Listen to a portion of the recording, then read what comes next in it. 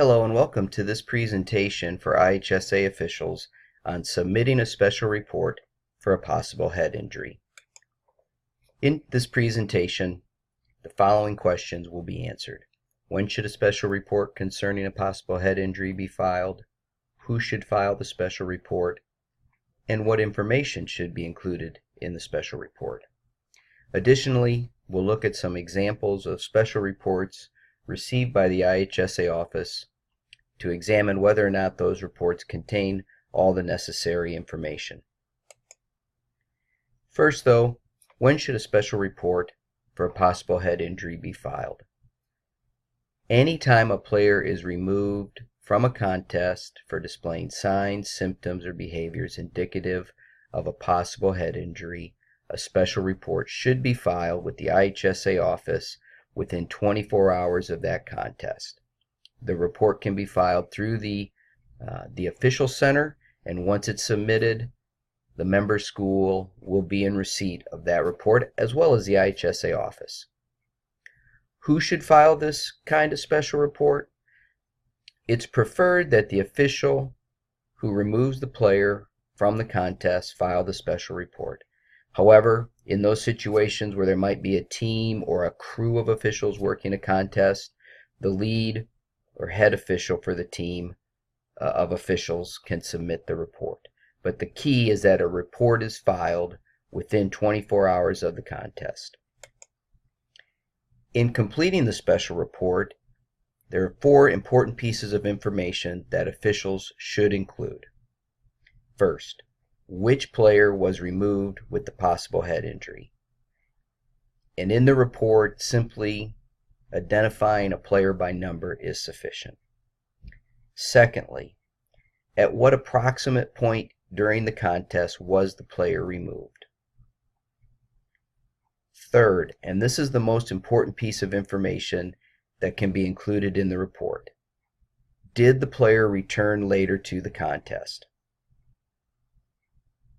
That's important for our schools who now, due to the Youth Sports Concussion Safety Act, are required to make sure student athletes who may have received or sustained a concussion are put into their schools, return to play, and return to learn protocols.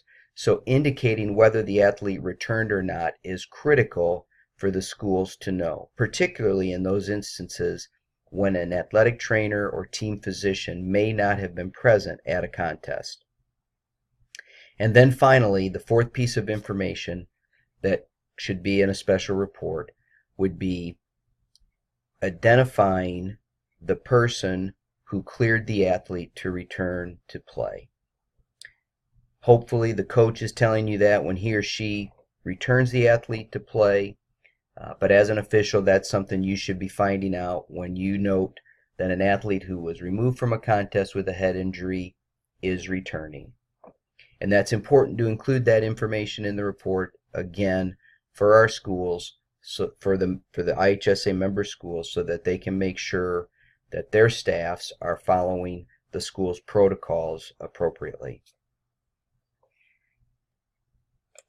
Let's look at some special reports and see if we can identify which pieces of information are missing.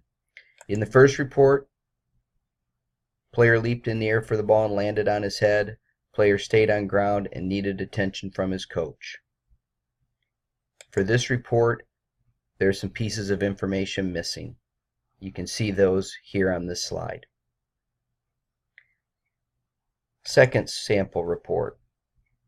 Head-to-head collision. They tried to get to the ball in the air. For this special report, there's also some missing pieces of information.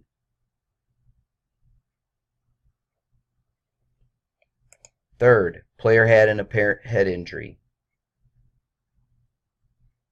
On this report, again, you can see the elements missing in this report.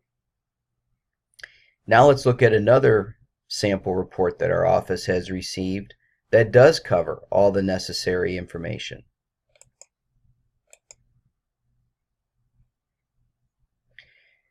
And as you look at this report, you can see all the colored text, the blue, the brownish, the green, the yellowish colors.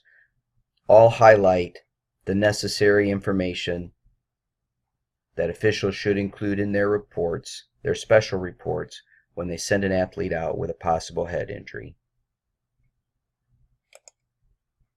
So to review, anytime an athlete's removed from a contest for displaying signs, symptoms, or behaviors of an indicative of a possible head injury, a special report should be filed as close to immediately following the contest as possible.